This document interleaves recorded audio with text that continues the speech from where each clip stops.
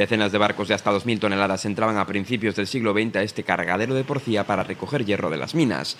Estuvieron en funcionamiento hasta los años 60. Aquí incluso ocurrió un hundimiento muy famoso, el del Valkenburg, un carguero holandés que se fue a pique tras encallar con unas rocas. Hoy el lugar es frecuentado por curiosos y especialistas en minería, pero su acceso presenta este aspecto. Un argallo ocurrido hace varios años se ha complicado en los últimos días por los temporales y ya ha hecho desaparecer parte de la barandilla y pone en riesgo también la senda. El lugar es muy frecuentado por turistas, también por vecinos que pasean o simplemente acuden a pescar. Incluso venimos pescadores, venimos mucho acá porque generalmente aquí peligro no hay y entonces es un sitio muy bueno para pescar, para este lado. Claro que me preocupa, como todos los vecinos, nos preocupa, pero el ayuntamiento no hace nada. Hay una casa habitada únicamente los fines de semana que se encuentra muy cerca del desprendimiento y que en un futuro podría verse afectada si el argallo crece más. Son los que más fastidiados están porque mira, tienen ahí para entrar, digamos, y entonces les cerraron y ahora lo que tienen que abrir es acá porque claro, no les dan solución para el argallo, no les dan solución.